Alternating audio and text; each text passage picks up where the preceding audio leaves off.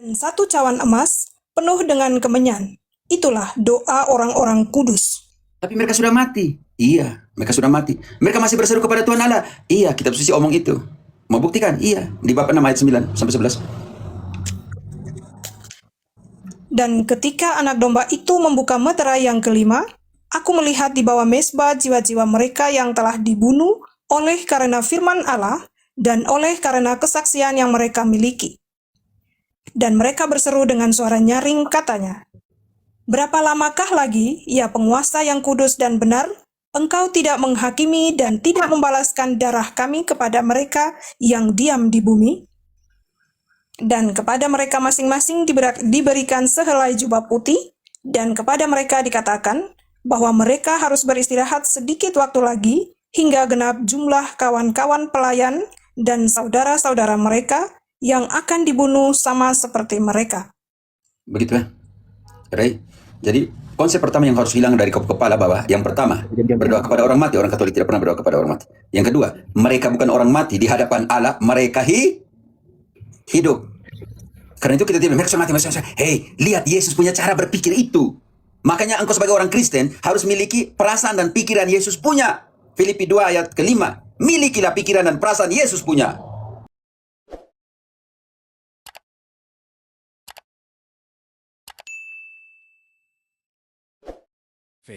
Sahabat Katolik, jumpa lagi di channel Katolik Roma.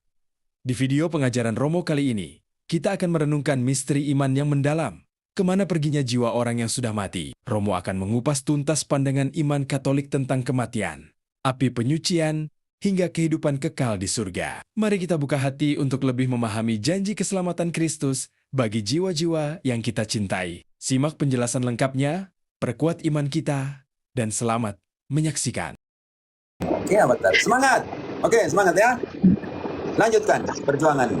Tidak ada jalan yang terlalu jauh dan tidak ada salib yang terlalu berat jika semuanya dipikul dengan cinta yang paling tulus dalam hidup. Oke, Avatar. Terima kasih sudah kunjung. Tapi Pater, saya punya istri itu dia tetap bersih keras, tetap harus cerai. Kita bisa pusing. Engkau tidak saya repot. Sekarang kau jangan pikir dia. Sekarang kau pikir yang kau punya diri sendiri dulu. Engkau pergi misa, engkau pergi mengaku dosa, engkau aman dengan Tuhan Allah, engkau kuat dengan Tuhan Allah dulu. Oke? Avatar, pikir dirimu sendiri dulu. Perbaiki dirimu sendiri dulu. Sembuh dengan Tuhan Allah juga dengan dirimu sendiri dulu. Oke? Setelah itu kita omong tentang dia. Sekarang omong tentang engkau. Apa yang kau bisa buat untuk dirimu sendiri yang terluka? Siapa Pater? Siap. Ya. Oke, siapa yang mampu berdiri di hadapan dunia karena dia juga sudah mampu berlutut di hadapan Allah? Itu yang masih jadi tanda tanya. Kayak saya terus berjuang. Makanya saya pikir selama 3 tahun hanya engkau pergi 1 kali terima Yesus. Waduh. Sekarang pergilah setiap minggu. Setiap kesempatan engkau pergi minta Yesus. Engkau punya cinta itu lebih besar daripada saya punya salib. Oke? Oke teman-teman, terima kasih. Mungkin ada yang lain, saya ke belakang dulu. Ambil alih dulu ada yang untuk atau lagi.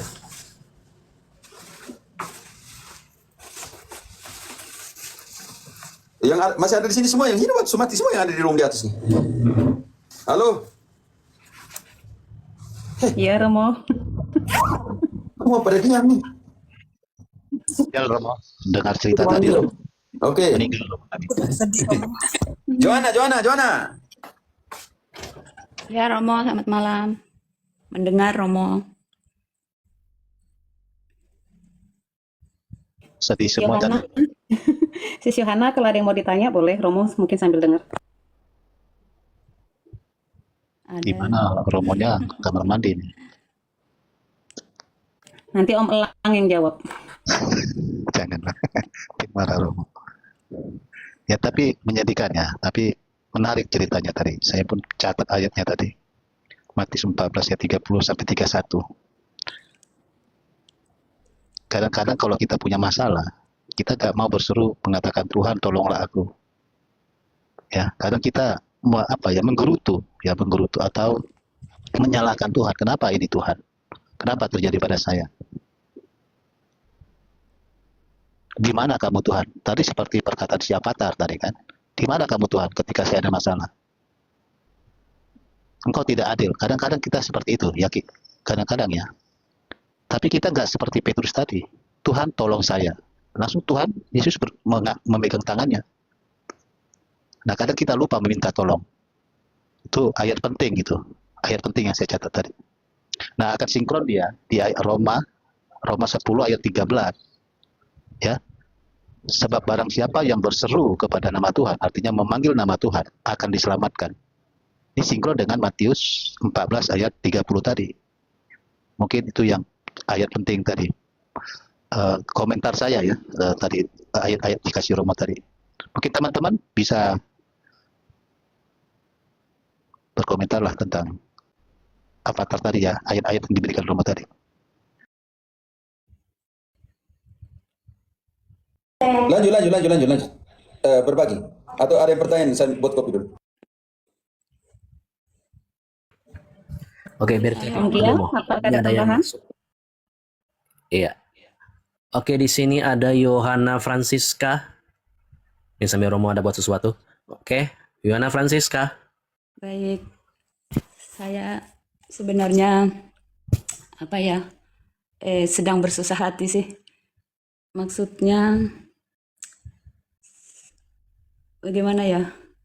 Banyak sekali pergumulan yang saya alami.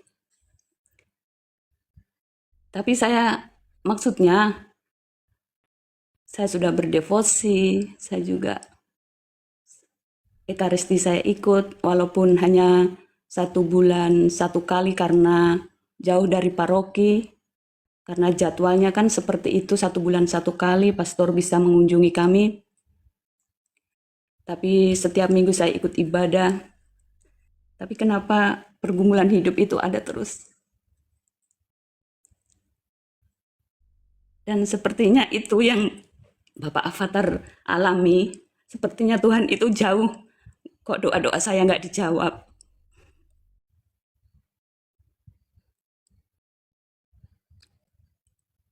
Seperti itu. Saya mau mengadu sama anak menyalahkan saya. Mengadu sama suami menyalahkan saya. Jadi saya itu tidak ada tempat mengadu. Larinya saya ya sama Tuhan saja.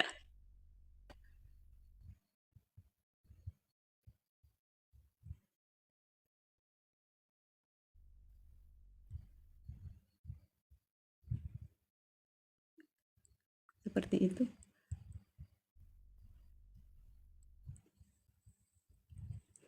Tapi tadi saya sudah dengar penjelasan dari Romo untuk Bapak Avatar itu kena juga untuk saya.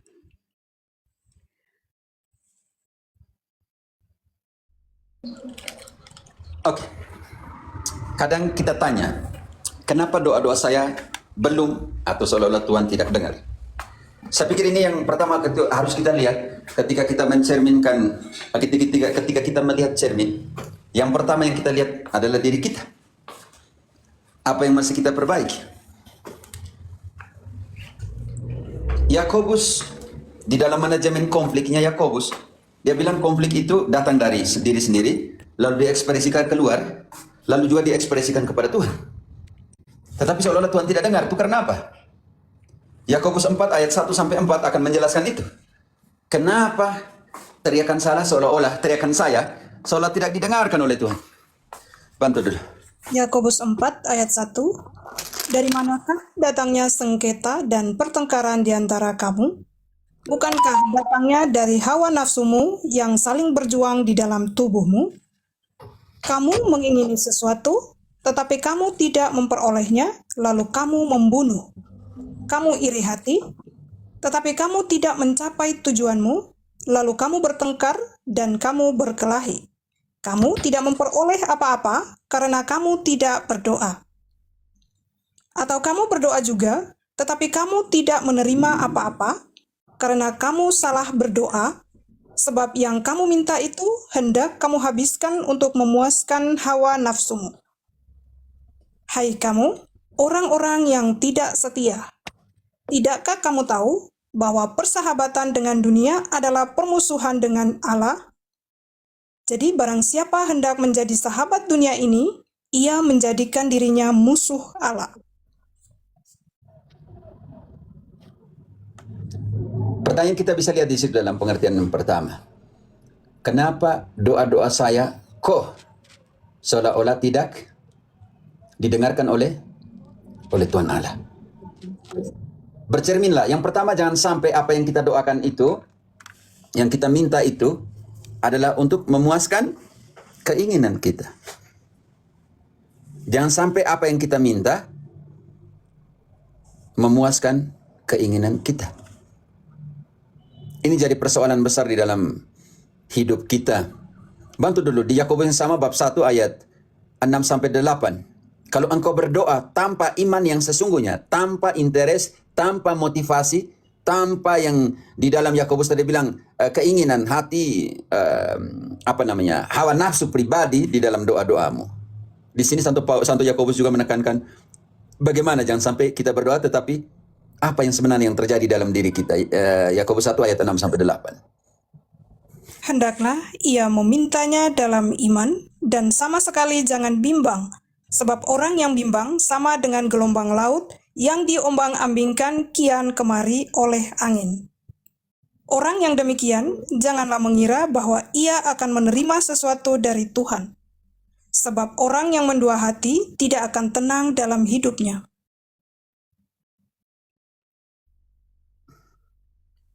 Yang ketiga, dalam posisi dosa. Yohanes 9 ayat 31 akan menerangkan dalam posisi kita mau Tuhan dengarkan kita, tetapi kita tidak mau tinggalkan kita punya dosa. Kita mau Tuhan kabulkan doa kita, tetapi kita tidak mau Tuhan hapuskan dosa kita. Artinya kita tidak mau keluar dari dosa itu.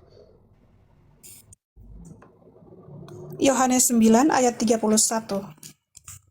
Kita tahu bahwa Allah tidak mendengarkan orang-orang berdosa, melainkan orang-orang yang saleh dan yang melakukan kehendak-Nya.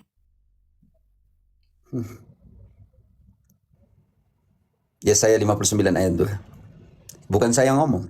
Terima kasih untuk pertanyaan. Kita mau Tuhan dengarkan doa kita, tetapi kita tidak mau Tuhan hapuskan dosa kita. Artinya kita tidak mau supaya dosa kita terhapuskan. Kita tidak mau berjuang supaya kita tidak punya dosa lagi. Tapi doa kita harus didengarkan oleh Tuhan Allah. Yesaya 59 ayat 2.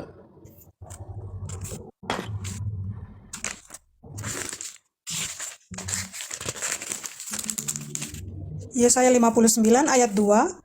Tetapi yang merupakan pemisah antara kamu dan Allahmu ialah segala kejahatanmu, dan yang membuat dia menyembunyikan diri terhadap kamu, sehingga ia tidak mendengar, ialah segala dosamu. Berdoa minta ampun, berdosa pun ngeri sekali. Ini menjadi pukulan untuk kita semua. Ya, Zakarias 7 ayat 11-13.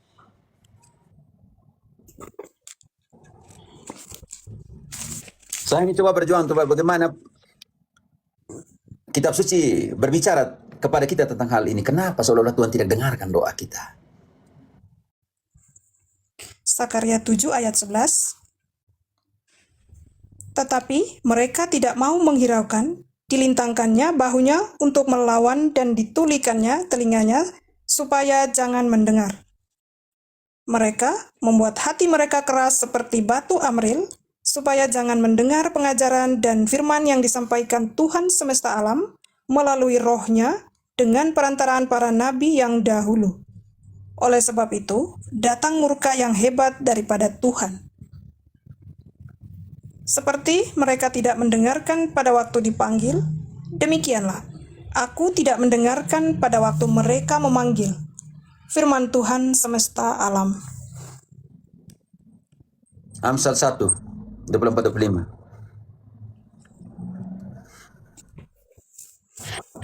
Amsal 1 ayat 24. Oleh karena kamu menolak ketika aku memanggil, dan tidak ada orang yang menghiraukan ketika aku mengulurkan tanganku. 28. Bahkan 28. Pada waktu itu mereka akan berseru kepadaku, tetapi tidak akan kujawab. Mereka akan bertekun mencari aku, tetapi tidak akan menemukan aku. Ya saya menjelaskan bagaimana doa kita didengarkan oleh Tuhan karena kita berbelas kasih.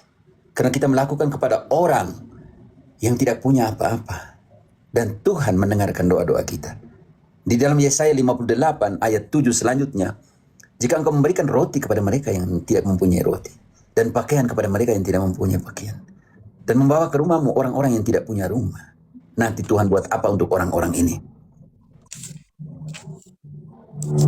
Yesaya 58 ayat 7, supaya engkau memecah-mecah rotimu bagi orang yang lapar dan membawa ke rumahmu orang miskin yang tak punya rumah, dan apabila engkau melihat orang telanjang, supaya engkau memberi dia pakaian dan tidak menyembunyikan diri terhadap saudaramu sendiri. Lanjut. Pada waktu itulah terangmu akan merekah seperti fajar dan lukamu akan pulih dengan segera. Kebenaran menjadi barisan depanmu dan kemuliaan Tuhan barisan belakang. Lanjut, Nona. Kalau saya diam, kau lanjut, Son. Saya tanya. Pada waktu itulah engkau akan memanggil dan Tuhan akan menjawab. Engkau akan berteriak minta tolong dan ia akan berkata, ini aku. Apabila engkau tidak lagi mengenakan kuk kepada sesamamu dan tidak lagi menunjuk-nunjuk orang dengan jari dan memfitnah, apabila engkau menyerahkan kepada orang lapar apa yang kau inginkan sendiri dan memuaskan hati orang yang tertindas, maka terangmu akan terbit dalam gelap dan kegelapanmu akan seperti rembang tengah hari. Sekarang pertanyaan, kalau Tuhan memberikan kita cobaan itu untuk apa sebenarnya? Amsal 27 ayat 21 menjelaskan itu.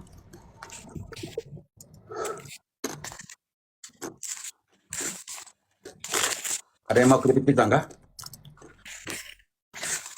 Ini mau keripik pisang? Enak. Amsal 27 ayat 1. 21. Oh, ayat 1. Jadi bawah yang tulis itu kok angkanya. Amsal 21 ayat 7 ya Romo. 27 ayat 21. Nona ini tulis di bawah itu kok. Oke.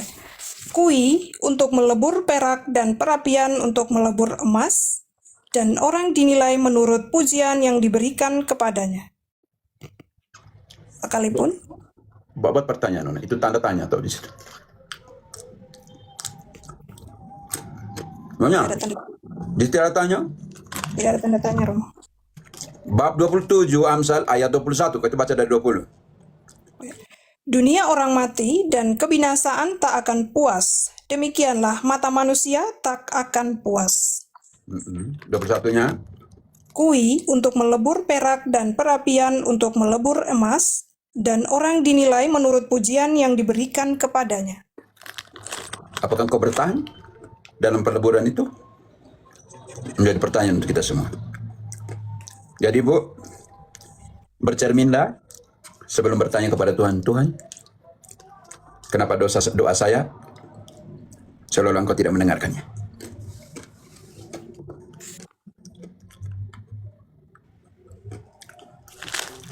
Nabi Romo luar biasa, saya tidak seorang nabi.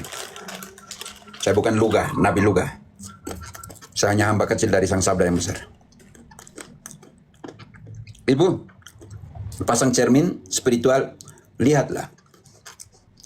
Yang selama ini saya hanya mengeluh karena Tuhan tidak mendengarkan saya, atau karena ada sesuatu di saya yang seolah-olah Tuhan jauh dan tidak mendengarkan saya.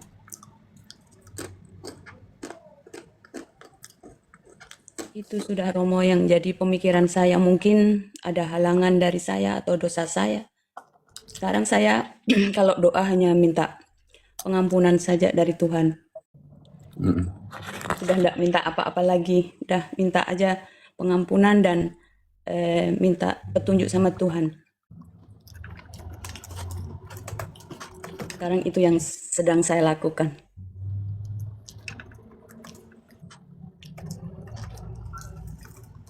Oke, ya, penting sekali. Jangan lupa ke gereja, mengaku dosa. Oke, Mama? Selalu, Pastor.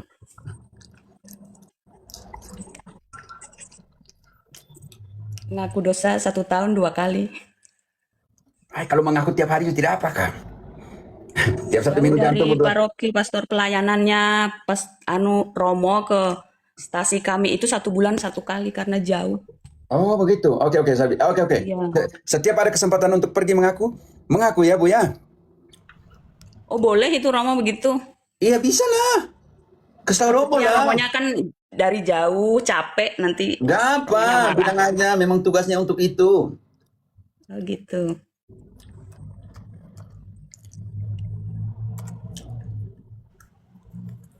Jangan takut ya Bu ya.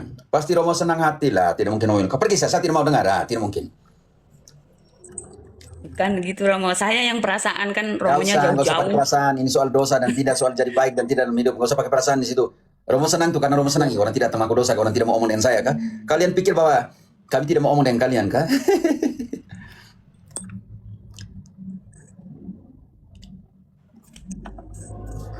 Baik Romo, nanti saya kalau ada kesempatan saya pakai kesempatan itu untuk mengaku dosa. Oke. Yuk semangat ya Bu ya. Baik.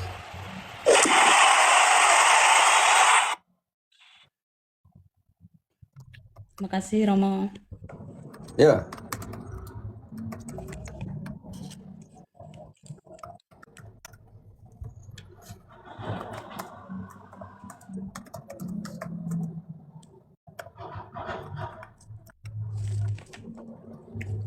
Ya, berdoa juga Bu ya. Banyak berdoa setiap hari, 2 rosario. Itu juga memperbaiki diri Bu. Berdoa Ya, saya novena. rosario 1 hari 3 kali, pagi, sore, sama mau tidur. Lagi jam 3 subuh. Ya, tapi kita perbaiki diri juga gitu. Berdoa sambil memperbaiki diri. Iya. Seperti itu Bu.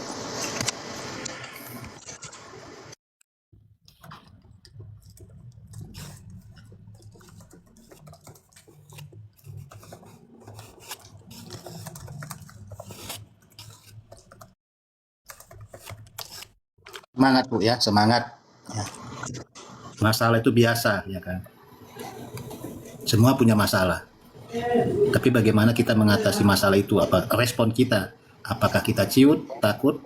Apakah kita bersama dengan Tuhan? Nah, itu Bu. Saya juga punya masalah. Ini ketawa saya nih banyak masalah nih Bu. Ya kan? Tapi ya hadapi. Kalau kita lari dari masalah, ya kita makin stres. Terima masalah itu.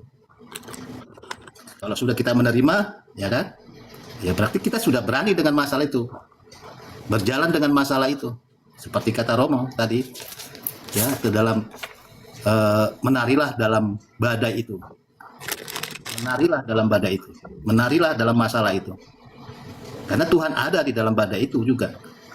Ini saya tulis nih kata-kata dari Romo. Berusaha menari di dalam badaimu dan jangan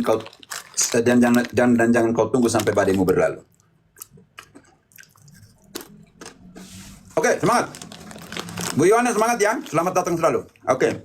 Ya. Di sini Ibu Reiman. Ibu atau Bapak nih, maaf.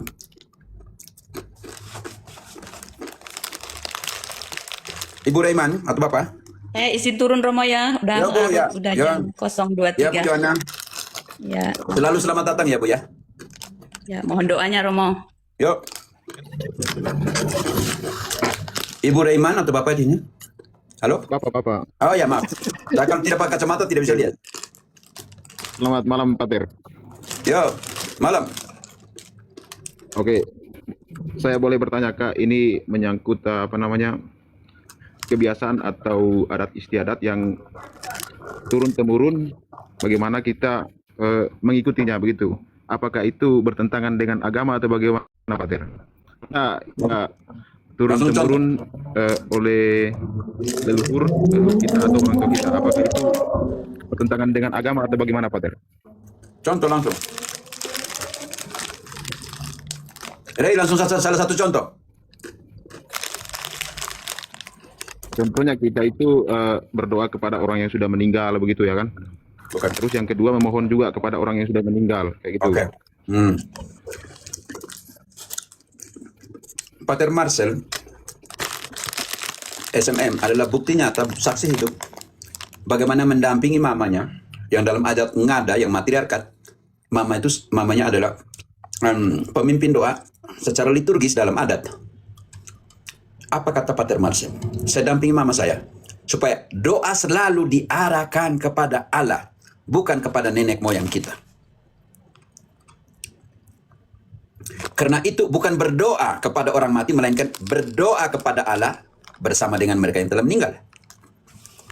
Karena bagi kita meninggal, bagi Allah tidak. Yohanes 11 ayat 25. Mereka mati atau tidak? Ingat Rey, bukan berdoa kepada orang mati. Yohanes 11 ayat 25. Jawab Yesus, "Akulah kebangkitan dan hidup. Barang siapa percaya kepadaku, ia akan hidup walaupun ia sudah mati." Jadi persoalan yang paling parah adalah berpikir seperti Protestan. Kita berdoa kepada orang mati. Bukan, Katolik tidak pernah berdoa kepada orang mati. Berdoa kepada Allah. Berdoa kepada Allah untuk semua orang. 1 Timotius 2 ayat 1. Tugas dari kita semua berdoa untuk semua orang. Pertama-tama aku menasihatkan, naikkanlah permohonan, doa syafaat, dan ucapan syukur untuk semua orang. Untuk siapa lagi kita berdoa ayat 2? Untuk raja-raja dan untuk semua pembesar, agar kita dapat hidup tenang dan tentram dalam segala kesalehan dan kehormatan. Oke, sekarang tadi yang tanya, contoh doa seperti apa? Oke, Paulus mendoakan Onesiphorus. Penting sekali ini dalam 2 Timotius 1 ayat 16 coba. 2 Timotius 1:16. Tuhan kiranya mengaruniakan rahmat-Nya kepada keluarga Onesiphorus. Yang pertama, Paulus mendoakan keluarga Onesiphorus yang masih hidup. Yang kedua, dia mendoakan Onesiphorus yang sudah meninggal. Oke, apa isi doanya? Sekarang kita lihat doanya itu. Baca kembali dari ayat 16 sampai 18. Tuhan kiranya mengaruniakan rahmat-Nya kepada keluarga Onesiphorus yang telah berulang-ulang menyegarkan hatiku. Ia tidak malu menjumpai aku di dalam penjara. Ketika di Roma, ia berusaha mencari aku dan sudah juga menemui aku. Kiranya Tuhan menunjukkan rahmat-Nya kepadanya pada harinya. Betapa banyaknya pelayanan yang ia lakukan di Efesus, engkau lebih mengetahuinya daripadaku. Karena diterjemahkan ke Indonesia seolah-olah semuanya itu present tense. Kalau kita kembali ke Spanyol atau terjemahan asli, selalu pakai past tense. Ini penting sekali. Karena itu, disinilah yang pertama Paulus berdoa untuk keluarga Onesiphorus yang masih hidup. Yang kedua, untuk Onesiphorus. Kiranya Tuhan memberikan belas kasih karunia-Nya pada harinya, besar. Pada hari menghadap takhta pengadilan Allah. 2 Korintus 5 ayat 10.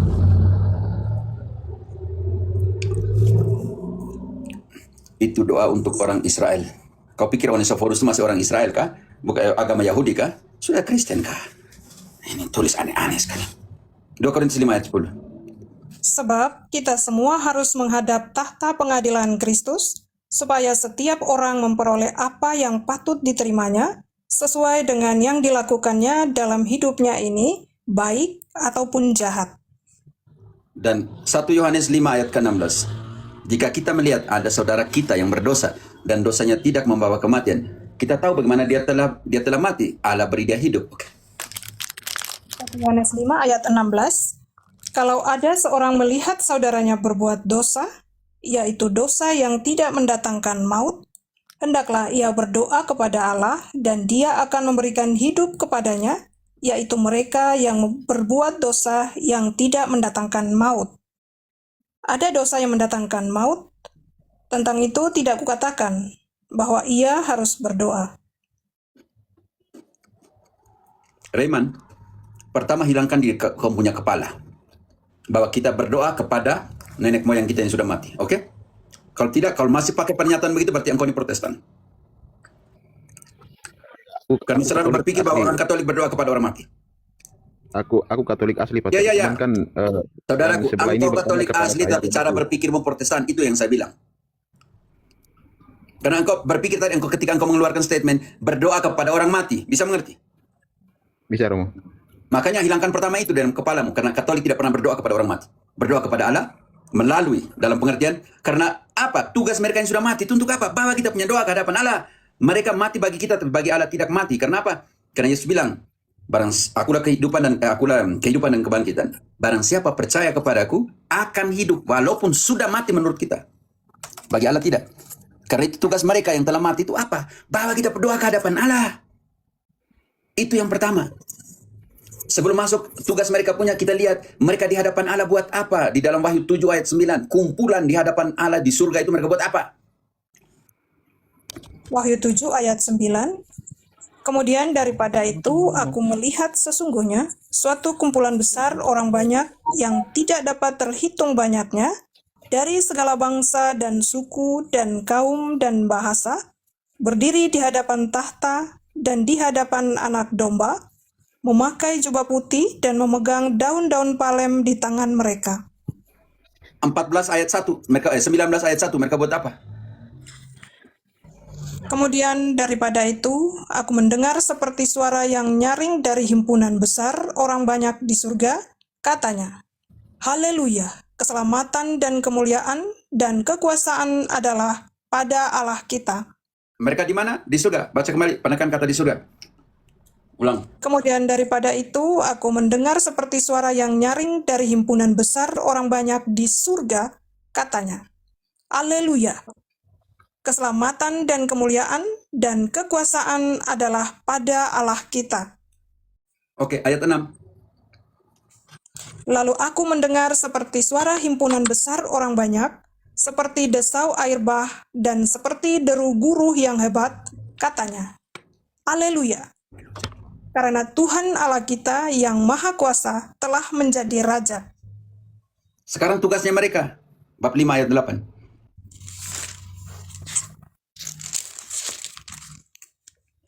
Ketika ia mengambil gulungan kitab itu, tersungkurlah keempat makhluk dan ke-24 tua-tua itu di hadapan Anak Domba itu, masing-masing memegang satu kecapi dan satu cawan emas penuh dengan kemenyan. Itulah doa orang-orang kudus.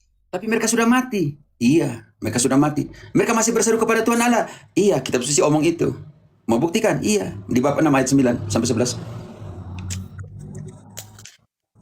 Dan ketika Anak Domba itu membuka meterai yang kelima, aku melihat di bawah mezbah jiwa-jiwa mereka yang telah dibunuh oleh karena firman Allah dan oleh karena kesaksian yang mereka miliki. Dan mereka berseru dengan suara nyaring, katanya, Berapa lamakah lagi, ya penguasa yang kudus dan benar, engkau tidak menghakimi dan tidak membalaskan darah kami kepada mereka yang diam di bumi? Dan kepada mereka masing-masing diberikan sehelai jubah putih, dan kepada mereka dikatakan bahwa mereka harus beristirahat sedikit waktu lagi, hingga genap jumlah kawan-kawan pelayan dan saudara-saudara mereka yang akan dibunuh sama seperti mereka. Begitu ya, Ray. Jadi konsep pertama yang harus hilang dari kepala bahwa yang pertama, berdoa kepada orang mati. Orang Katolik tidak pernah berdoa kepada orang mati. Yang kedua, mereka bukan orang mati di hadapan Allah, mereka hidup. Karena itu kita tidak, mereka sudah mati. Hei, lihat Yesus punya cara berpikir itu. Makanya engkau sebagai orang Kristen harus miliki perasaan dan pikiran Yesus punya. Filipi 2 ayat ke-5. Milikilah pikiran dan perasaan Yesus punya. Jangan berpikir dari segi manusia. Oke, terima kasih Pater penjelasannya. Kita baca dulu. Saya sudah mengerti. Ya, kita baca aja. Sudah kita baca. Makanya kalau engkau jadi Kristen sejati, kau harus memiliki konsep berpikirnya. Yesus punya pikiran seperti apa? Filipi 2. Setiap kali baca ayat, kita baca sebut ayat, baca dulu baru kita komen. Hendaklah kamu dalam hidupmu bersama menaruh pikiran dan perasaan yang terdapat juga dalam Kristus Yesus. Jadi Kristen tetapi harus memiliki perasaan dan pikirannya Kristus. Cara pandang Yesus itu juga harus itu yang harus dimiliki. Silakan, Ray. Halo. Sudah bisa memahami saudara atau gimana? Benar lah kan. Jadi saya selama ini berdoa kepada Tuhan juga melalui perantara leluhur lah kan, kayak gitu yang diajarkan para orang tua begitu kan. Oke. Jadi jawabannya udah benar kan, aku pun mengerti lah, berarti udah pas kan. Oke, terima kasih ya. Izin turun, Pater. Ya, Siapa tahu yang maka lain ingin semangat, bertanya juga ya. Ya, semangat. Oke, siap. Yuk. Lagi setengah jam teman-teman. Di sini ada Aris, Usboko dan Om Tom. Oh, Aris, selamat malam, Pater. Selamat malam, Katolik, Pater. Protestan. Saya Katolik, Pater. Terima Yo. kasih sudah naikkan saya. Kebetulan sekali, Pater. Pertanyaan saya sama seperti tadi, Ray. Cuman mungkin saya contoh lebih spesifik lagi mengenai persembahan di kuburan. Misal, saya contoh begini, Pater. Saya seringkali mau berdebat sama bapak saya. Saya cerita sedikit, Pater, bahwa bapak saya itu pensiunan guru agama dan katekis tua di gereja. Sampai sekarang masih aktif urus stasi dan pengetahuannya tentang agama pun menurut saya banyak. Tapi sering kali lah dia kebiasaan-kebiasaannya menurut saya itu mungkin salah atau benar, tapi saya sendiri tidak tahu pasti, Pater, mengenai begini. Misalkan doa-doanya terhadap leluhur tadi atau adat. Dia adatnya juga kuat sekali, Pater. Jadi mau rumah adat, kematian apa semua dia urus semua. Contoh, kita ada masalah di keluarga, semisal penyakit lah atau musibah lah atau apa, selalu dikaitkan ke sana. Misal, ini ada nenek moyang ini yang kuburannya belum diperbaiki, atau ini ada nenek moyang ini yang marah, begitu contohnya. Lalu kita bagaimana untuk memulihkan? Kita tangkap hewan lalu bunuh di kuburan, doa. Lalu setelah itu sudah. Nah, maksud saya kira-kira hal-hal seperti itu bertentangan tidak dengan norma atau agama kita? Mungkin Pengorbanan terbesar, altar terbesar, dan korban terbesar ada di altar Ekaristi. Ini penting. Di dalam Ulangan 26 ayat ke-14, jangan makan roti dari luto itu perkabungan. Maksudnya ada kebiasaan orang Yahudi, mereka pergi duduk di kubur, kunjung kubur sambil makan juga seperti itu. Hanya sekarang kita mau lihat sekarang bagaimana kita membawanya ke Ekaristi, oke? Ulangan 26 ayat 14. Tahan dulu di bawah, teman-teman. Kalian jangan pikir saya harus baca kamu punya komen. Saya omong, saya ini apa? Saya ini superhero kah? Superhero kah? Yang harus baca di bawah, dengar di atas, jelaskan. Kamu paksa saya harus baca bagaimana? Kamu tidak kasihan saya kah? Oke. Ada di sini sekitar 20 moderator. Saya tidak keturun saya sudah capek juga. Oke, silakan. Pada waktu aku berkabung, sesuatu tidak kumakan dari persembahan kudus itu. Pada waktu aku najis, sesuatu tidak kujauhkan daripadanya. Juga sesuatu tidak kupersembahkan daripadanya kepada orang mati. Tetapi aku mendengarkan suara Tuhan Allahku. Aku berbuat sesuai dengan segala yang kau perintahkan kepadaku. Aris, karena jelas ayatnya di situ. Jangan sampai kubur jadi altar persembahan bukannya kepada Allah. Karena itu gereja selalu katakan misa untuk orang mati. Tadi saya dengar pernyataan bahwa kadang bapakmu bawa binatang dan bunuh di kubur. Ya? iya, Pater. Dan terutama biasanya Ini bagaimana? Ini apa seperti harus tegur sudah nih? terutama biasa kita misa arwahkan di tanggal 2 November, Pater. Biasanya terkadang pastor pergi misa di kuburan kan. Jadi hampir mungkin sudah menjadi budaya di tempat saya itu pagi-pagi itu banyak keluarga yang pergi ke kuburan membersihkan lalu bawa hewan bunuh di sana lalu sorenya nanti misa. Saya pikir ini keputusan harus diambil di Pastor Proki dan gereja setempat untuk melihat hal itu, praktik-praktik seperti ini, oke? Karena apa, saudara dan saudariku, jangan sampai praktik ini lebih dari sebuah kenangan. Kalau engkau taruh bunga, engkau saya punya dulu sebuah opa suka rokok ini ya, saya taruh di situ untuk sebagai kenangan, itu sangat berbeda. Tetapi sudah sampai kepada binatang ini di atas kubur dibunuh, ini yang menjadi persoalan besar bagi saya. Takutnya masuk ke dalam sinkretisme.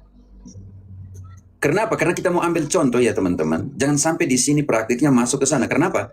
Karena di dalam Keluaran 32, bantu dulu. ayat kelima dari ayat ketiga.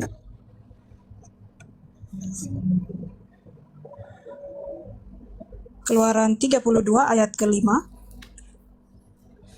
Ketika Harun melihat itu, didirikannya mezbah di depan anak lembu itu. Berserulah Harun, katanya, besok hari raya bagi Tuhan. Dan keesokan harinya, pagi-pagi, maka mereka mempersembahkan korban bakaran dan korban keselamatan. Sesudah itu, duduklah bangsa itu untuk makan dan minum. Kemudian bangunlah mereka dan bersukaria. Bunuh binatang di depan patung, anak lembu, buat altar, makan dagingnya. Karena saya pikir ini juga menjadi poin penting untuk dipertimbangkan dalam inkulturasi seperti apa. Karena pengorbanan tertinggi dari kita sudah di atas salib Yesus. Sudah dirubah dari ritus hewan oleh bantu dulu Keluaran yang sama 29 ayat 36. Sebagian dari ukupan itu haruslah 29 Keluaran 29 36. Ya.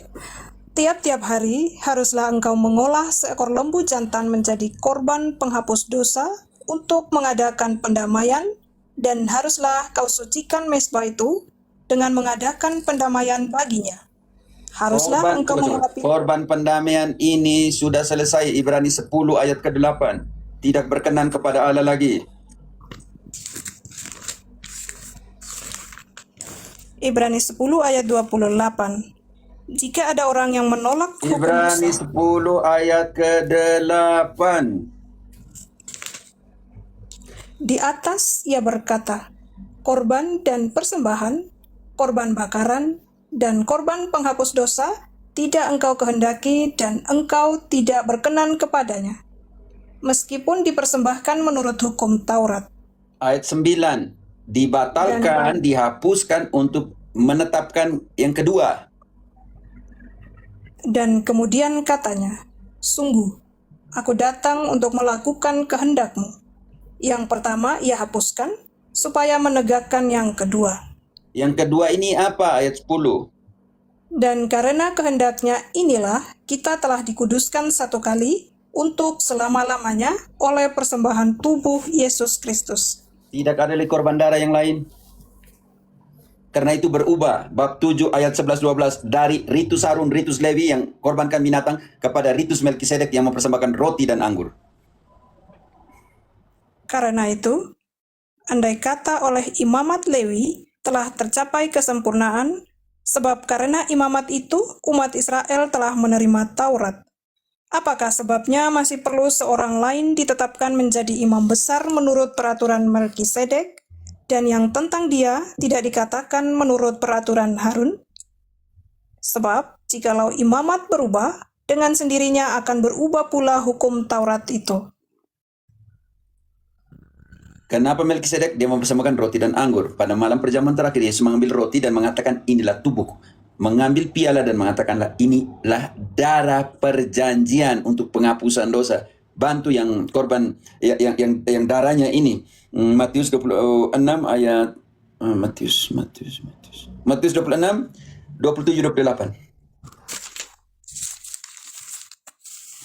Saya tidak tahu yang ini. Saya pikir Ari, saya tidak tahu. Benarkah? Saya tidak tahu ini situasi. Oke, bantu baca Matius 26 27-28. Sesudah itu ia mengambil cawan, mengucap syukur, lalu memberikannya kepada mereka dan berkata, minumlah kamu semua dari cawan ini.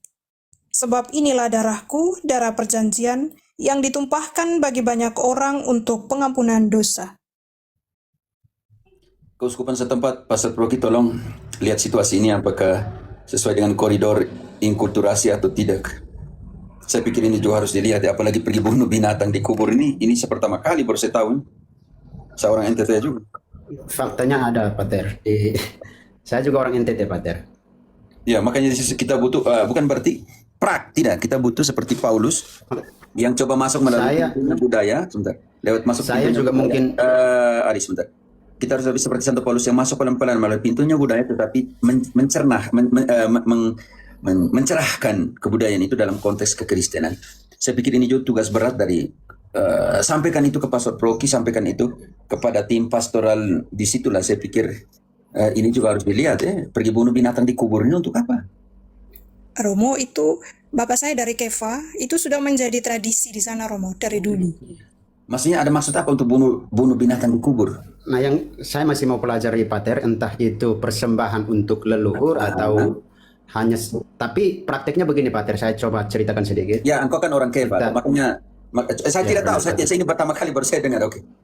Jadi saya contoh menjelang 2 November ya, kita biasa kumpul bakar lilin, tabur bunga, itu biasa, terus Biasa bawa itu rokok, biskuit. tradisi sangat Katolik. Ya, bawa rokok lah, terus bunga, tabur, rokok, biskuit atau kue kita simpan di atas kuburan. Lalu ada bunuh-bunuhnya, ada hewan ayam atau apa kita bunuh. Lalu setelah itu, setelah sudah dimasak atau sudah dibakar, nanti dipersembahkan di atas kuburan, Pater. Nah, itu saya yang masih mau pelajari, entah itu persembahannya bertujuannya kemana. Menurut budaya sana, saya belum terlalu mendalami untuk pelajari itu. Ya, makanya engkau saya- dalami dulu karena saya juga tidak menjas sesuatu yang saya tidak tahu. Saya kaget, cukup kaget. Oke. Jadi Oke, Pater. saya tidak tahu, maka saya tidak bisa omong karena itu. Nah, yang saya takutkan itu salah menurut pandangan agama kita. Itu yang saya takutkan di situ. Ya, coba kita sudah bongkar dari kitab suci dalam pengertian sipil. Korban satu-satunya korban darah Yesus punya selesai. Oke, dalam pengertian itu. Karena sudah dirubah dari ritus lama, ritus harun, ritus darah binatang kepada Yesus sendiri sebagai anak domba itu. Karena itu di sini makanya itu peran penting keuskupan untuk sedikit memberikan terang Kristen di tengah budaya, bukan menjadi terang kecil ya, untuk mengilhami, menerangi budaya. Nah, tapi itu harus buat studi khusus supaya jangan sampai keputusan gereja menjadi keputusan yang bertentangan dengan kemanusiaan, dengan kehidupan spiritual dan semuanya. Karena itu saya bilang disitulah harus kau sampaikan ke Pastor Proki situasi seperti itu, ke keuskupan, dan keuskupan harus turun tangan untuk melihat itu, karena harus tim pastoral liturgi atau pastoral apa harus lihat dalam situasi seperti itu, dalam inkarnasi dalam inkulturasi, tetapi aspek mana yang sangat Kristen, yang sangat biblis, yang sangat semuanya itu, dan aspek mana yang dari kultur. Karena Santo Paulus juga tidak menghilangkan budaya suka-suka. Contoh kita lihat di Kisah 17 ayat ke-23, dia bilang yang kamu sembah tanpa mengenalnya itulah yang kuwartakan. Di sini adalah tugas utama dari gereja untuk mewartakan. Kadang budaya tidak kenal apa yang mereka sembah. Kisah 17 ayat 23, sebab ketika aku berjalan-jalan di kotamu dan melihat-lihat barang-barang pujaanmu, aku menjumpai juga sebuah mezbah dengan tulisan, kepada Allah yang tidak dikenal. Apa yang kamu sembah tanpa mengenalnya, itulah yang kuberitakan kepada kamu. Dan ayat 28, Paulus bilang, Paulus mengikuti irama, konsep berpikir, mentalitas berpikir budaya di situ, ayat 28. Sebab di dalam Dia kita hidup, kita bergerak, kita ada, seperti yang telah juga dikatakan oleh pujangga-pujanggamu. Sebab kita ini dari keturunan Allah juga. Ya, karena itu harus lihat bahwa Aris, engkau sendiri mengakui tadi, engkau harus meneliti bahwa apakah itu dibunuh untuk mereka yang mati atau untuk kita, hanya karena tempatnya saja ya, itu harus dilihat juga. Jadi karena itu jangan langsung menjudge sebuah kultur tanpa mengetahui secara lebih mendalam tentang kultur itu sendiri. Makanya pertanyaan di sini, mereka bunuh untuk orang siram dia punya darah, dikubur untuk orang yang mati, atau dibunuh di situ hanya untuk makan bersama? Itu juga harus dilihat, oke? Jadi itu juga, Aris, engkau harus lihat baik-baik kultur seperti itu. Banyak hal yang berharga di dalam sebuah kebudayaan yang kadang kita hanya lebih cepat untuk menjudge-nya, menghakiminya, tetapi tidak mau menggali nilai-nilai dasar dari sebuah kebudayaan itu. Saya punya bapak selalu bilang, yang tidak beradab itu biadab. Jadi lihat dulu baik-baik, teliti dulu baik-baik, dalami betul baik-baik kearifan di situ. Paulus bilang, di dalam Dia kita bergerak, kita ada, dan kita hidup seperti yang dikatakan oleh kearifan lokalmu, seperti yang dikatakan oleh pujanggamu, oleh filsufmu, oleh orang-orang di dalam kebudayaanmu itu sendiri. Karena itu harus ya, cek baik-baik. Saya pikir gereja Indonesia sudah di atas 100 tahun begitu, 200 tahun ya, ya 200 tahun. Tidak mungkin tidak pernah berbicara tentang hal ini. Oke? Oke, Pater. Yuk, mantap. Lagi 6 menit. Pater, mohon maaf. Yuk. Satu pertanyaan lagi boleh, Pater? Tentang ini atau tentang yang lain? Lain, Pater. Oh, silakan. Tolong mengenai derma Pater di gereja. Tolong bantu sadarkan saya atau kasih saya pencerahan. Saya sering berpikir begini Pater. Kadang memang benar tidak ada, misalkan mau taruh kolekte. Benar saya tidak punya apa-apa, lalu saya lewatkan. Tapi terkadang saya dikuatkan, oh tidak apa-apa, saya orang baik. Saya biasa melihat, kebetulan kalau ada rezeki dan saya melihat orang kesusahan, seperti contoh saya jalan malam-malam ketemu pemulung atau apa, saya berhenti, saya punya 10.000, 20.000, saya kasih. Saya kasihan terhadap orang itu, saya mengasihani orang itu, saya kasih. Tapi terkadang di gereja saya tidak kasih kolekte. Bisa. Saya bisa mengerti dalam dua posisi. Posisi pertama 2 Korintus 9 ayat ke-6 sampai 8. 2 Korintus 9 ayat 6. Camkanlah ini, orang yang menabur sedikit akan menuai sedikit juga, dan orang yang menabur banyak akan menuai banyak juga. Hendaklah masing-masing memberikan menurut kerelaan hatinya, jangan dengan sedih hati atau karena paksaan, sebab Allah mengasihi orang yang memberi dengan sukacita. Aris, ingat itu baik-baik. Berilah apa yang lahir dari hatimu, bukan dengan paksaan. Baca kembali ayat itu. Hendaklah masing-masing memberikan menurut kerelaan hatinya, jangan dengan sedih hati atau karena paksaan, sebab Allah mengasihi orang yang memberi dengan sukacita.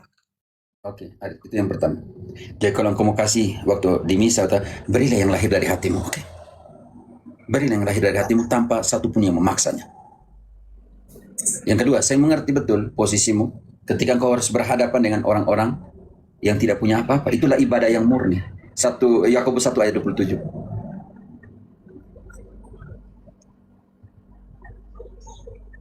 Yakobus 1:27. Yakobus 1 ayat 27. Agama yang murni dan yang tak bercacat di hadapan Allah Bapa kita ialah mengunjungi yatim piatu dan janda-janda dalam kesusahan mereka dan menjaga supaya dirinya sendiri tidak dicemarkan oleh dunia. Itulah agama murni. Tapi ingat di dalam 1 Korintus 16 ayat kedua, setiap minggu ketika mereka melakukan pemecahan roti berkumpul gereja perdana, mereka mengumpulkan bantuan misi supaya Paulus bisa melakukan perjalanan misi dan bantu gereja-gereja yang tidak berkecukupan.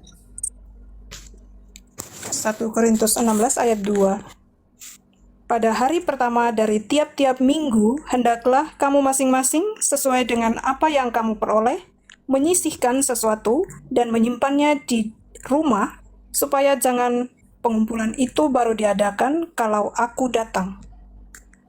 Lanjut. Sesudah aku tiba, aku akan mengutus orang-orang yang kamu anggap layak dengan surat ke Yerusalem untuk menyampaikan pemberianmu. Kalau ternyata penting bahwa aku juga pergi, maka mereka akan pergi bersama-sama dengan aku. Karena itu sudah menjadi kebiasaan dari dulu, dari gereja perdana, bahwa bantuan dikumpulkan pada hari Minggu ketika mereka pergi, pemecahan roti. Di dalam Kisah 20 ayat 7, setiap minggu mereka pemecahan roti. Dan sudah menjadi kebiasaan gereja perdana, setiap minggu pemecahan roti dan juga pengumpulan dana untuk bantuan misi kepada gereja-gereja yang tidak mampu. Dan Paulus bilang, aku akan membuat surat. Dan ketika diberikan kepada Yerusalem, waktu itu ya teman-teman, kepada rasul semua di sana, untuk bantuan begitu banyak misi, koordinasi misi untuk seluruh. Karena itu dikirim ke Yerusalem dengan surat, laporan keuangan lengkap. Ini penting sekali ya saudara dan saudariku. Aris, pertanyaanmu bagus sekali. Yang pertama, gereja tidak pernah memaksakan engkau beri berapa di dalam bantuan misi yang kau mau beri itu. Tetapi setiap sen yang kalian berikan waktu misa, gereja Katolik punya lebih dari 5.000 rumah sakit Katolik di seluruh dunia. Gereja Katolik punya berapa ya rumah anak yatim piatu di seluruh dunia? Berapa rumah rumah ini leproso itu apa ya? Yang di kulit itu namanya lepra di seluruh dunia. Kusta. Berapa institusi kemanusiaan seperti Caritas Internasional di seluruh dunia? Dan itu laporannya ke keuskupan. Laporan tembus sampai dengan Roma. Tidak ada satu organisasi yang terstruktur seperti gereja Katolik. Aris, engkau jangan cemas. Setiap sen yang kau berikan ketika engkau pergi misa tidak masuk di kantongnya pastor. Saya omong pastor yang baik ya. Yang itu yang kalau situasi yang itu dia manusia, dia berdosa itu saya omong yang garis lurus yang penggunaannya seperti apa, oke, saudaraku. Pertanyaan saya juga. Nah, yang pendeta ini Ada satu pemahaman saya memahaminya begini, Pater. Ekaristi itu kan artinya perjamuan ya, Pater. Nah, saya menganalogikannya begini. Misalkan kita perjamuan ini artinya kita makan bersama. Lalu setiap kali kita kumpul untuk makan bersama, kita pergi jalan kosong saja. Tuan rumah menyediakan makanan, kita jalan kosong terus. Nah, itu saya samakan seperti derma. Jadi misalkan Atau dia kalau begini, betul bayar sakaristan bagaimana, bayar listrik bagaimana, beli hostia bagaimana, beli anggur bagaimana, romo-romo yang punya stasi banyak, mereka bensin bagaimana, kalian pikir di situ semua. Pegawai sekretariat paroki bagaimana. Dan seperti yang dilakukan dalam 1 Korintus 16 ayat 2 dan 3 selanjutnya, bantuan ke Yerusalem, itu ada namanya obolo San Pedro, San Pablo, ada juga bantuan tentang tanah suci di Jumat Agung itu, yang di Jumat Agung itu, yang Pasion itu, yang jam 3 sore itu semua bantuan itu untuk gereja di tanah misi yang menjaga makam Yesus, yang menjaga. Teman-teman, tidak usah cemas itu. Oktober bantuan untuk misi seluruh dunia, minggu misi seluruh dunia, semua kolektif diberikan untuk bantuan misi seluruh dunia. Kalian tidak usah cemas. Kalau tidak percaya, kalian pergi tanya di pasar paroki. Romo, bisakah laporan keuangan bulan lalu? Pasti Romo kasih. Oke? Jangan lupa itu. Tetapi saya mau katakan bahwa gereja tidak akan mati kalau kalian hilangkan kolektif. Seperti disebutkan, hilangkan persepuluhan janji iman, hilangkan buah sulun, mati. Tidak, gereja Katolik tidak akan mati. Oke, seperti itu ya, Aris. Saya mau makan siang nih. Oke, Kita Pater. akan om dulu sedikit. Pater. Om-tom. Terima kasih banyak, Pater. Jangan dulu naikkan yang lain ya, teman-teman. Saya semua makan siang. Oke, terima kasih, Pater. Selamat malam. Yo, maaf yang tidak bisa naik tadi. Om Tom, jangan dulu turun kalau Om Tom tidak. Oh, Om Tom ada. Oke, silakan Om Tom. Ada, brother. Masih nunggu, brother. Yuk. Kami di Keuskupan Sanggau ini lagi nyantai. Oke, maaf. Kalian di keuskupan. Nah, Keuskupan Sanggau lagi ikut CAP, kursus Oh, evangelisasi pribadi. Wih, mantap ya. Salam ya untuk yang cap di situ. Jadi tadi ada pertanyaan pas kami ini juga jadi keraguan nih. Pas kebetulan ikut di TikTok, brother nih. Oh, waktu di ruang kelas cap tadi ada satu pertanyaan. Di ruang kelas Oke. kayak itu ada yang penasaran tentang satu kitab Kejadian bab 1 ayat 26. Itu Allah berfirman bahwa kita menciptakan manusia serupa dengan dia. Seperti kita. Kita itu maksudnya apa? Kok masalah di kitab Kejadian itu Allah tuh berfirman mengatakan kita. Kata kitanya. Kata kitanya. Oke, penting. Dijawab di dalam Yohanes 1 ayat 1. Yohanes 1 ayat 1. Pada mulanya adalah firman. Firman itu bersama-sama dengan Allah dan firman itu adalah Jangan dulu, Allahnya jangan dulu. Pada mulanya adalah firman.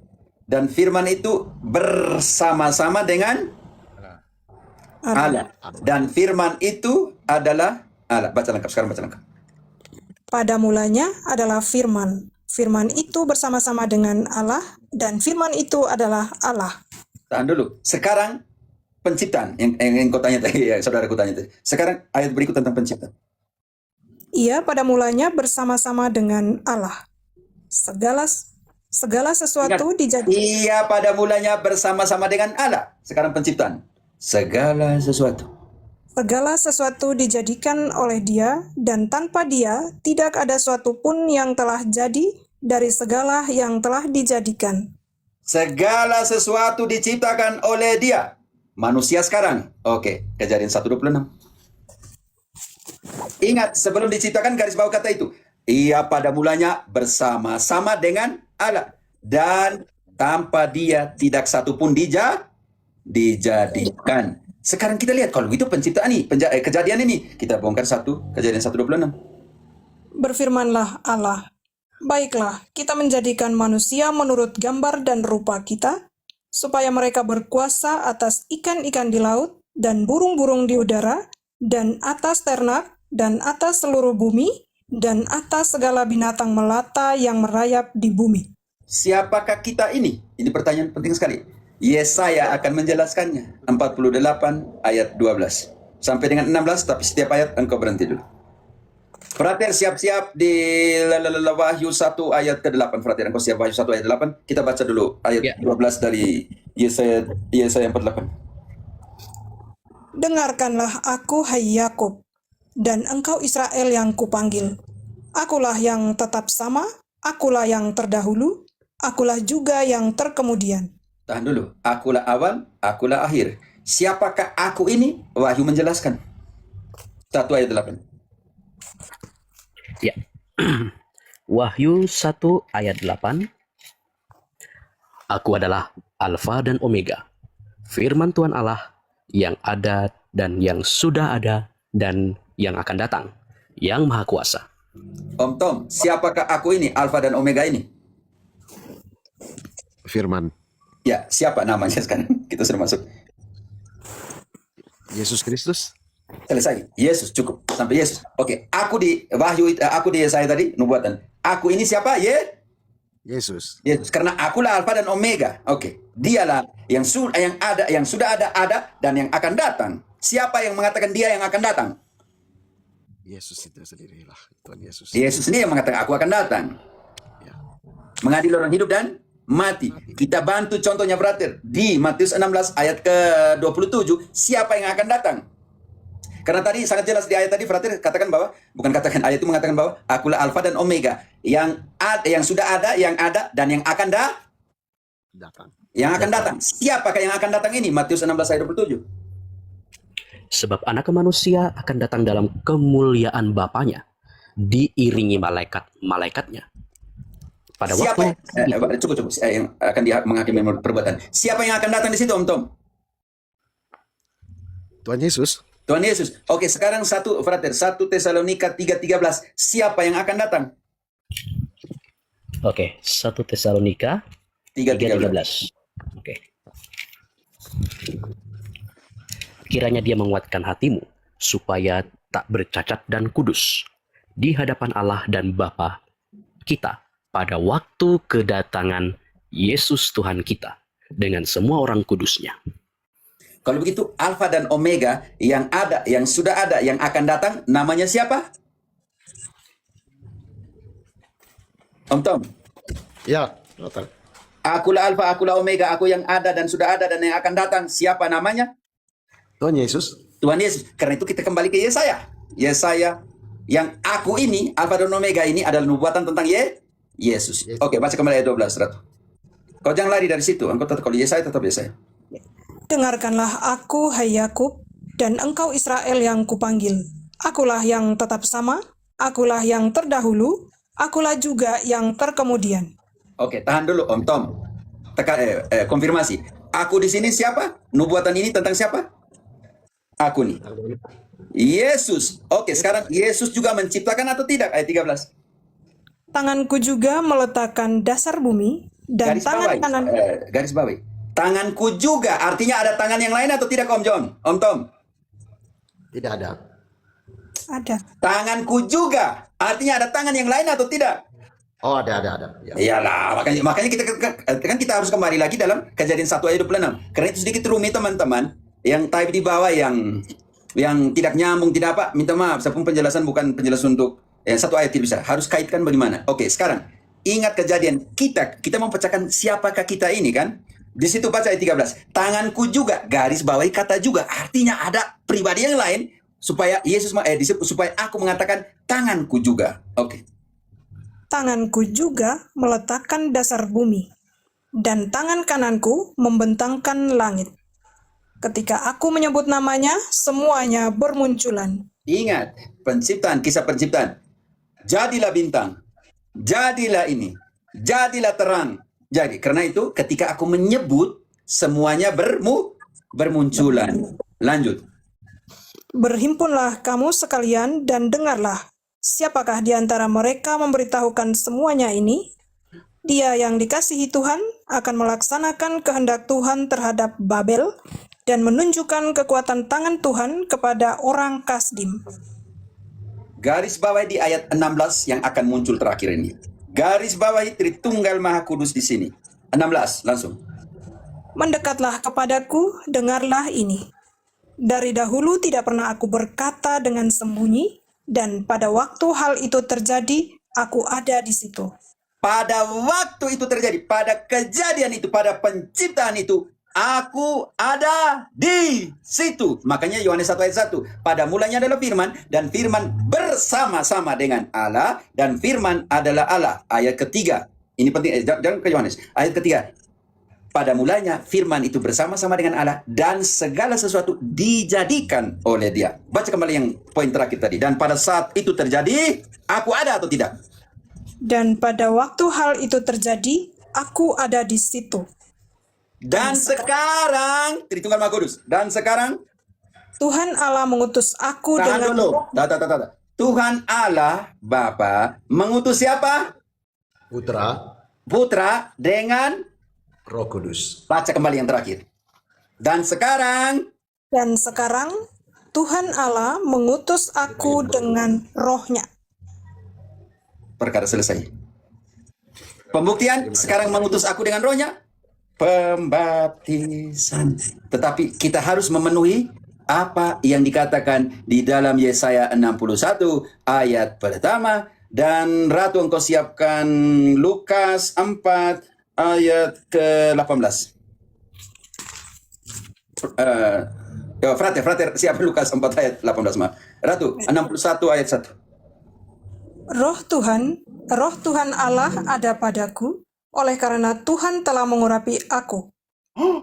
Lukas, Iya. cukup.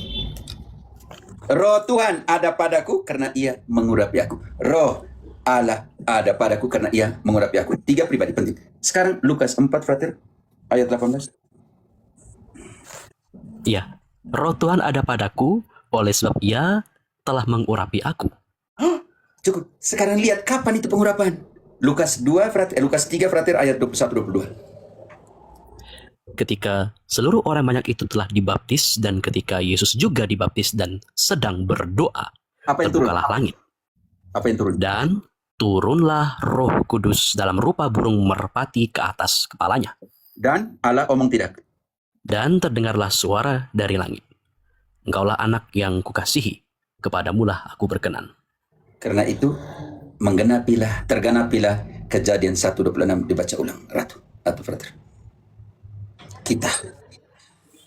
Kejadian 1 ayat 26, berfirmanlah Allah, baiklah kita menjadikan manusia menurut gambar dan rupa kita, supaya mereka berkuasa atas ikan-ikan di laut, dan burung-burung di udara, dan atas ternak, dan atas seluruh bumi, dan atas segala binatang melata yang merayap di bumi. Om Tom, silakan. Ya, sudah terjawab sangat jelas sekali, Romo. Ya, sangat jelas sekali nanti. Aduh. Ada satu sesi Zoom kah kalian di situ? Nanti bisa Zoom, nanti biar kalian di room ya saya omong. Bilang di Romo lah. Oke. Semua penasaran aja kemarin. Oke.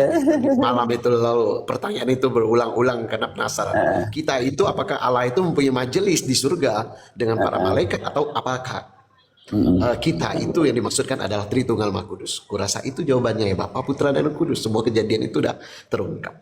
Karena itu salam Tritunggal Maha Kudus itu Paulus menekankan ya. Menekankan penting sekali di dalam 2 Korintus 13. Nanti supaya nanti kita bisa tahu tugasnya dari Tritunggal Maha Kudus itu, nanti kita lihat di Efesus 1 ayat 13 ayat ke-3 sampai dengan ayat ke-14 itu fungsi dari Tritunggal Maha Kudus. Karena itu kita namakan itu fungsi Bapa, fungsi Putra, fungsi Roh Kudus di dalam ayat itu. Makanya tidak ada subordinasi substansial, tetapi ada subordinasi fungsi. Tapi kita lihat dulu di sini. Tadi saya omong ayat berapa, saya lupa tadi. Itu. 2 Korintus 13. 2 Korintus 13. Salam Tritunggal Maha Kudus. Salam untuk Bapa, salam untuk Putra, salam untuk Roh Kudus. Kasih karunia Tuhan Yesus Kristus, dan kasih Allah, dan persekutuan Roh Kudus menyertai kamu sekalian. Sekarang Om Tom supaya bisa mengerti, yang kita namakan subordinasi fungsional. Subordinasi, tidak ada subordinasi substansial, karena dalam rupa Allah setara. Frater, dan kebantu Filipi 2 ayat ke-6. Ya, Filipi 2 ayat 6. Ratu engkau siap Efesus 1. Oke, Filipi 2:6, yang walaupun dalam rupa Allah tidak menganggap kesetaraan dengan Allah itu sebagai milik yang harus dipertahankan. Melainkan Kolose 2 ayat 9. Jadi Om Tom dan kawan-kawan, dalam rupa Allah tidak menganggap kesetaraan. Jadi tidak ada yang kita namakan itu, tidak ada subordinasi substansial. Rupa Allah, walaupun dalam rupa Allah tidak menganggap kesetaraan dengan Allah. Sebab apa? Kolose 2 ayat 9.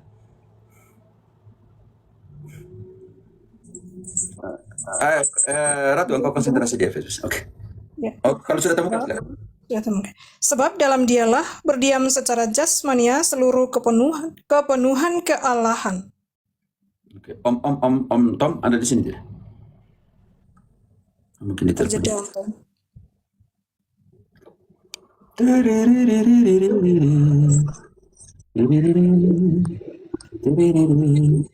Oh ya, Om Tom. Om Tom bisa dengar penjelasan terakhir tadi tidak? Bisa, bisa. Oke. Om Tom keluar lagi. Halo Om Tom.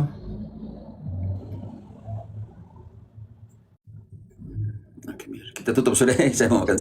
Ya, Om Tom, bisa dengar Ya, penjelasan? Jangan keluar. Kalau keluar nanti di sini kopi. Kopi artinya terjeda. Filipi 2 mengatakan, walaupun dalam rupa Allah tidak menganggap kesetaraan. Dan dalam Kolose 2 ayat 9, di dalam jasmaninya berdiam kepenuhan kealahannya. Artinya, tidak ada subordinasi substansial. Yang ada adalah subordinasi fungsional. Di mana itu? Efesus 1 ayat 3. Ayat 3 sampai dengan 6, itu fungsi dari Bapa. Terpujilah Allah dan Bapa Tuhan kita Yesus Kristus, yang dalam Kristus telah mengaruniakan kepada kita segala berkat rohani di dalam surga.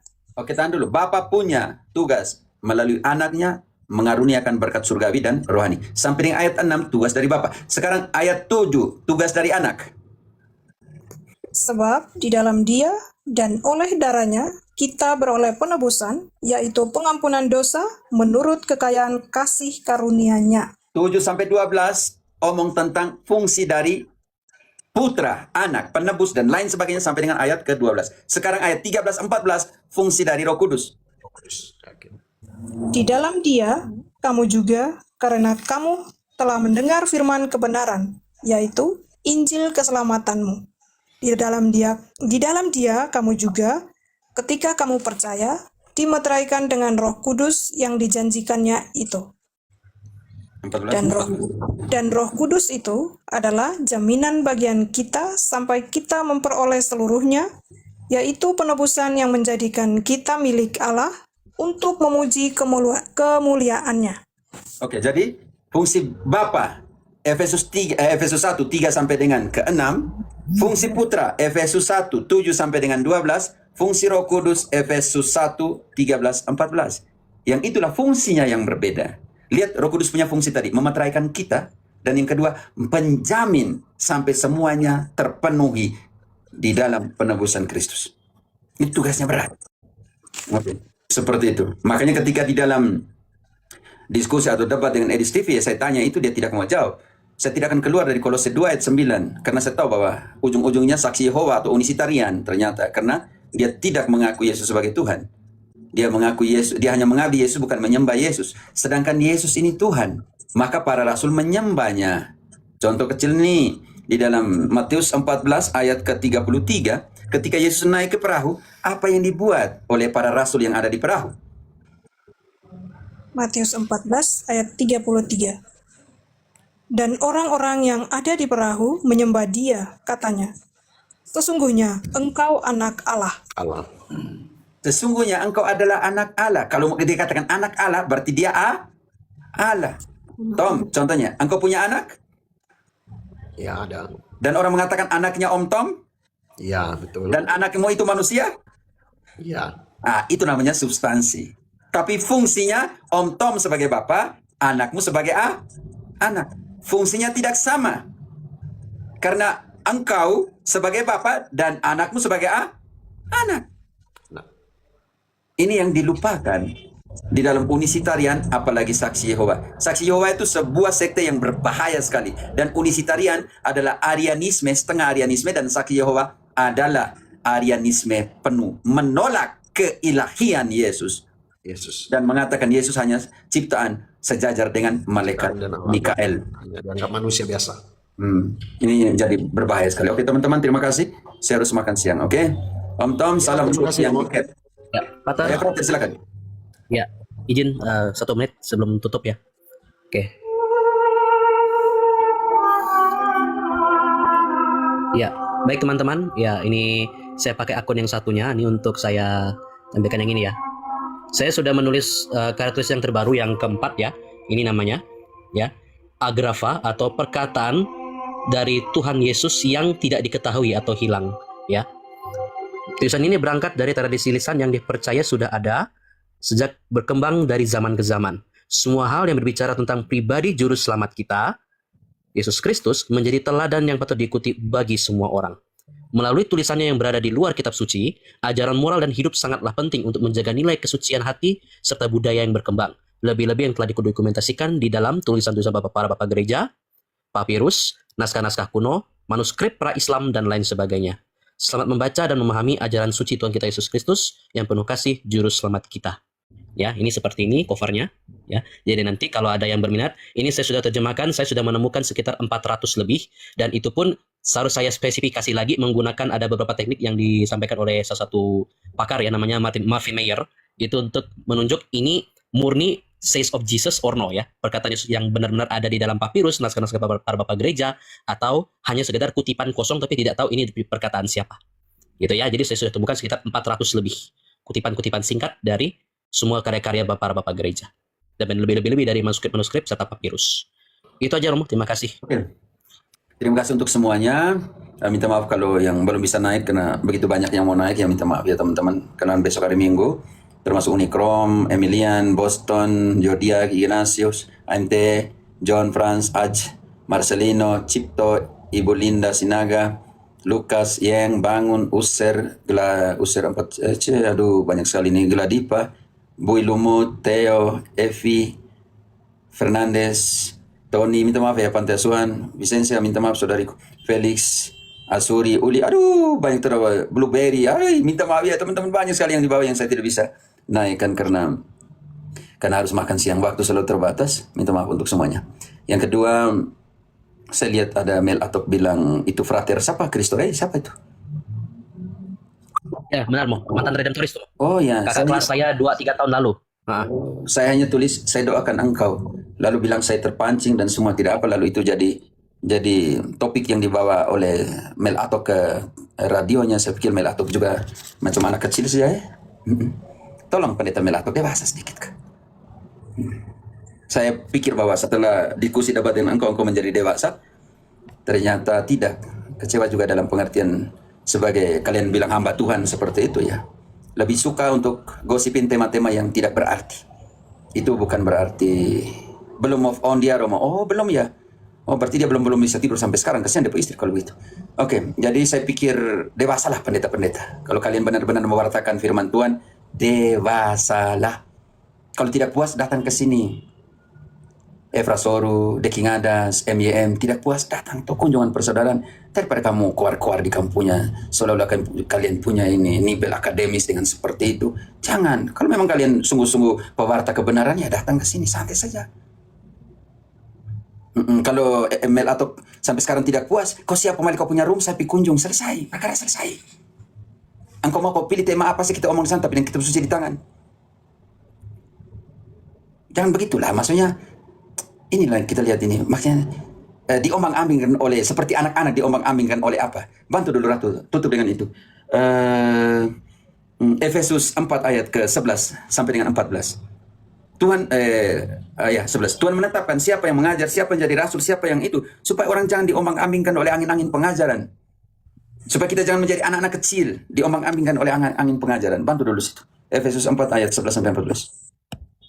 Dan ialah yang memberikan baik rasul-rasul maupun nabi-nabi, baik pemberita-pemberita Injil maupun gembala-gembala dan pengajar-pengajar, untuk memperlengkapi orang-orang kudus bagi pekerjaan pelayanan, bagi pembangunan tubuh Kristus, sampai kita semua telah mencapai kesatuan iman dan pengetahuan yang benar tentang Anak Allah, kedewasaan penuh, dan tingkat pertumbuhan yang sesuai dengan kepenuhan Kristus, sehingga kita bukan lagi anak-anak yang diombang-ambingkan oleh rupa-rupa angin pengajaran, oleh permainan palsu manusia dalam kelicikan mereka yang menyesatkan. Supaya kita tidak diombang seperti anak kecil diombang-ambingkan oleh angin-angin pengajar. Baca kembali ayat 14 itu. Lebih keras, Ratu. Sehingga kita bukan lagi anak-anak yang diombang-ambingkan oleh rupa-rupa angin pengajaran, oleh permainan palsu manusia dalam kelicikan mereka yang menyesatkan. Mereka itu siapa? 2 Korintus 12 2 Korintus 11:12. Pemain curang, rasul-rasul palsu.